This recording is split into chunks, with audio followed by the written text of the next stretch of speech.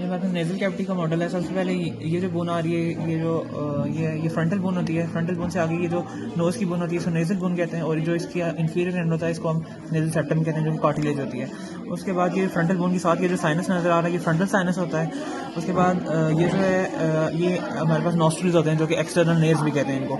उसके बाद ये जो हमें नज़र आ रही है नेजल कैविटी की लेटरल वॉल होती है, इसमें कोनका होते हैं और मिएटेस होते हैं। कोनका जो होती है वो बोन की प्रोजेक्शन होती है। अब ये जो हमें नज़र आ रहा है ये सुपीरियर कोनका है, ये मिडिल कोनका और ये इन्फीरियर कोनका है। अब कोनका के दरमियान ये जो कैनाल बन रही होती है जिसमें से एयर वगैरह पास करती है उसको हम मिएटस कहते हैं। जो सुपीरियर और मिडिल कोनका के दरमियान है इसको हम सुपीरियर मिएटस कहते हैं। ये जो मिडिल और इन्फीरियर कोनका के दरमियान है ये जो जा रही है ये हमारे पास होती है मिडिल मिएटस होता है, और इन्फीरियर कोनका के नीचे जो है ये इन्फीरियर मिएटस होता है। उसके बाद ये जो नीचे ये बोन हमें नज़र आ रही है इसको हम हार्ड पैलेट कहते हैं। फिर इससे पीछे ये सॉफ्ट पैलेट आती है और ये एंड पे यूवियला होता है। उसके बाद ये जो जगह होती है इनको हम इंटरनल नेल्स कहते हैं, जो कि नेजल कैविटी नेजोफेरिंक्स में जहाँ पे ओपन हो रही होती है। इसके बाद ये जो एरिया है ये हमें नेजोफेरिंक्स का एरिया है। उसके बाद ये आगे जो है ये ओरल कैविटी होती है और ये ओरोफेरिंक्स होता है, और यहाँ पे ये जो एरिया ये फेरिंक्स होता है। उसके बाद फेरिंक्स के बाद ये यहाँ से लैरिंक्स स्टार्ट हो रहा होता है।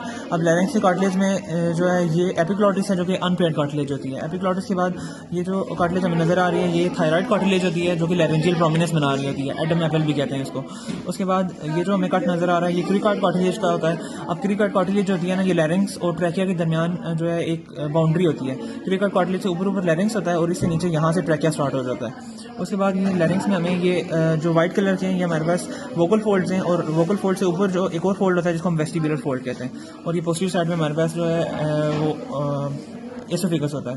उसके बाद साइनसिस में हमें यहाँ पे सिर्फ एक ही फ्रंटल साइनस नज़र आ रहा है और ये स्फेनॉइड साइनस होता है। स्फेनॉइड साइनस के साथ यहाँ पे जो एरिया होता है सुपीरियर कोनका से थोड़े से ऊपर एक एरिया होता है जिसको हम स्फेनोएथमोइडल रिसेस एरिया कहते हैं, जहाँ पे स्फेनॉइड साइनस ओपन हो रहा होता है।